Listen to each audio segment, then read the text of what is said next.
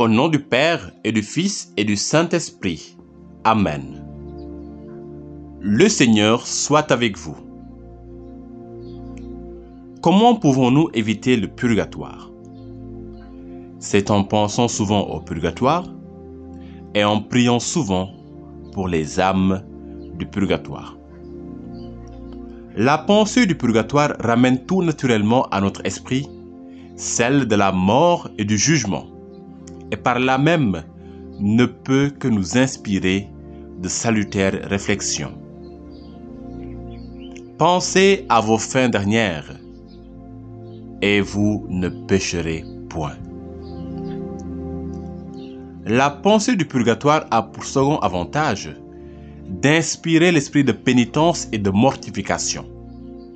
À la vue de ces souffrances et de ces angoisses si cruelles et si longues, à la vue de ces innombrables victimes qui exhalent des plaintes, l'âme rentre en elle-même et s'écrie « Je veux enfin expier et racheter, profiter des jours que me laisse la miséricorde de Dieu. Je veux racheter mes péchés avec un peu de générosité et d'amour. Je veux à tout prix éviter les tourments du purgatoire. Je réussirai avec ma bonne volonté et la grâce d'en haut. Si, avec la grâce de Dieu, nous avions toujours cette vérité devant les yeux, il serait impossible que nous ne devenions pas des saints et de grands saints.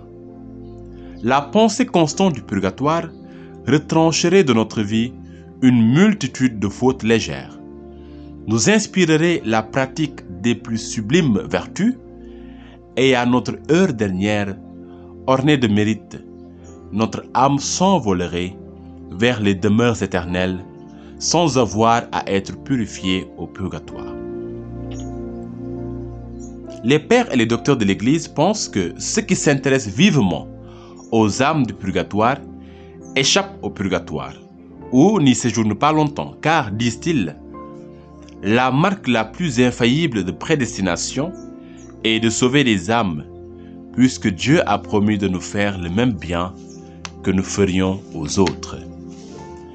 Bienheureux les miséricordieux, car ils obtiendront eux-mêmes miséricorde. Nous ne pouvons qu'espérer la reconnaissance des âmes que nous aurons délivrées. Pourraient-elles se montrer moins sensibles et moins charitables que nous? À l'heure de notre mort et de notre jugement, elles accourront et seront là comme des protecteurs, des témoins à décharge, pour faire pencher la balance du côté de la miséricorde. Elles déjoueront les pièges de l'ennemi infernal et nous obtiendrons la plus précieuse des grâces, celle d'une sainte mort. Je ne me souviens pas, disait saint Augustin, d'avoir jamais lu que celui qui prie volontiers pour les trépassés ait eu une mort mauvaise ou douteuse. Quel moyen presque assuré d'éviter les rigueurs du purgatoire? Suivons donc le conseil de l'Évangile. Faisons-nous des amis, afin qu'au moment de notre mort, ceux que nous aurons soulagés nous introduisent dans les tabernacles éternels. Nos frères et sœurs, les défunts, sont maintenant dans le besoin, mais pour peu que nous les aidions, ils monteront au ciel et nous ouvriront eux-mêmes la porte. Oui, délivrons-les du purgatoire et ils nous empêcheront d'y tomber. Il est rapporté de sainte Catherine de Cortone qu'à sa mort, toutes les âmes qu'elle avait contribué à délivrer vinrent la recevoir en triomphe. Un exemple concret. On raconte qu'une personne particulièrement amie des âmes du purgatoire avait consacré sa vie à les soulager. Étant arrivée à l'heure de sa mort, elle fut assaillie avec fureur par le démon qui la voyait sur le point de lui échapper. Il semblait que l'abîme tout entier ligué contre elle l'entourait de ses infernales cohortes. La mourante luttait depuis quelque temps au milieu des plus pénibles efforts lorsque tout à coup, elle vit entrer dans son appartement une foule de personnages inconnus mais resplendissants de beauté qui mirent en fuite le démon et, s'approchant de son lit, lui adressèrent des encouragements et des consolations toutes célestes. Poussant alors un profond soupir et transportée de joie, elle s'écria « Qui êtes-vous » Qui êtes-vous de grâce, vous qui me faites tant de bien? Nous sommes, répondirent les visiteurs, des habitants du ciel, que votre aide a conduit à la béatitude, et nous venons à notre tour et par reconnaissance vous aider à franchir le seuil de l'éternité et vous tirer de ce lieu d'angoisse pour vous introduire dans les joies de la sainte cité. À ces paroles, un sourire éclaira le visage de la mourante, ses yeux se fermèrent et elle s'endormit dans la paix du Seigneur.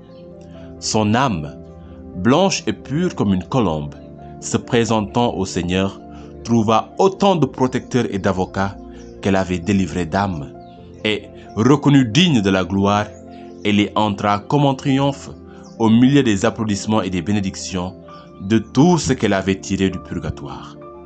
Puissions-nous avoir un jour à vivre le même bonheur. Au profit des âmes du purgatoire, il est aussi possible d'offrir une visite à l'église, un pèlerinage, l'usage de l'eau bénite, des messes, des neuvaines, des prières, des sacrifices, des mortifications, des actes d'amour, des humiliations, des pénitences, des jeûnes. L'usage de l'eau bénite plaît au divin Sauveur. Chaque fois que le prêtre impose sa bénédiction à l'eau, il agit en qualité de représentant de l'Église, dont le Sauveur accueille toujours les prières avec complaisance, quel que soit celui pour qui l'Église lui adresse ses prières. Quand vous prenez de l'eau bénite, faites tomber quelques gouttes à terre pour les âmes du purgatoire en faisant le signe de la croix, nous dit Maria Simma. Prenons maintenant la litanie pour les âmes du purgatoire, en demandant au Seigneur la grâce de pouvoir échapper nous-mêmes au purgatoire. Seigneur, ayez pitié de nous. Jésus-Christ, ayez pitié de nous. Seigneur, ayez pitié de nous.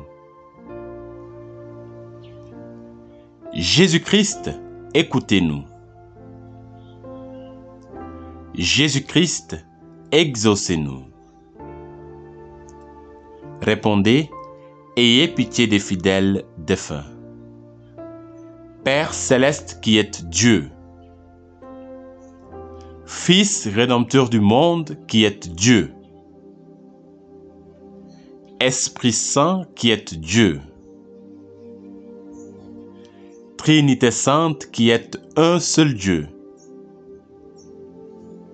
Répondez, priez pour les fidèles défunts. Sainte Marie, Mère de Dieu.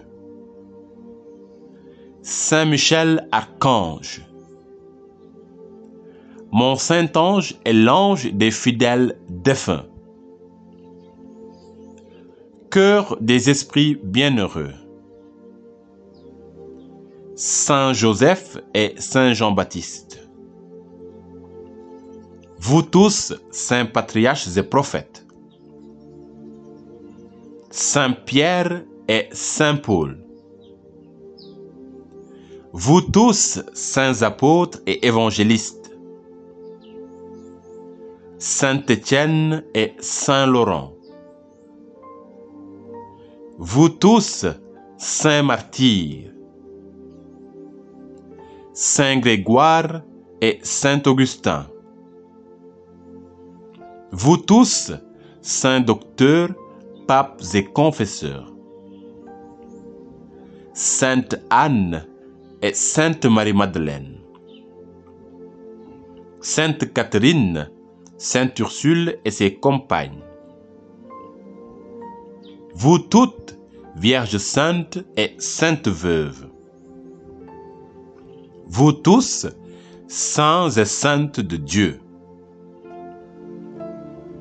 Répondez, ayez pitié des fidèles défunts. Par votre très doux nom de Jésus, par votre grande miséricorde, par votre amère passion et vos plaies sacrées, par votre précieux sang et par votre mort, Répondez, exaucez-nous, Seigneur.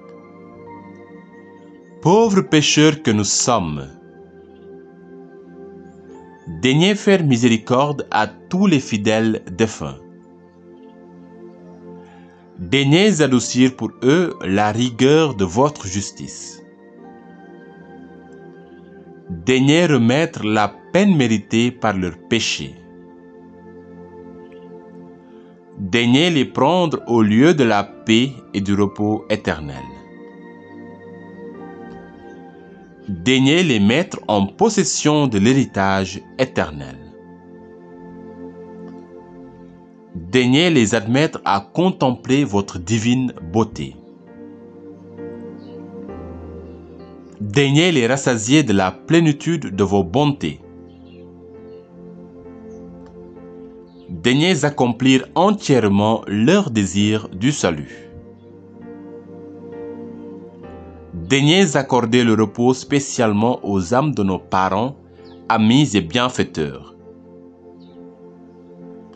Daignez accorder votre miséricorde aux âmes pour lesquelles personne ne prie. Que le saint sacrifice de la messe et les saintes communions offertes pour eux leur soient profitables. Répondez, pardonnez-leur, ô bon Jésus. Agneau de Dieu qui enlevez les péchés du monde. Répondez, exaucez-les, ô bon Jésus. Agneau de Dieu qui enlevez les péchés du monde. Répondez, accordez à ces défunts le repos éternel. Agneau de Dieu qui enlevez les péchés du monde. Prions ensemble. Ô Seigneur mon Dieu, ne permettez pas que j'éloigne de mon esprit, par une fausse insensibilité, la pensée si salutaire du purgatoire. Gravez-la profondément dans mon cœur, comme un puissant moyen de me préserver moi-même du purgatoire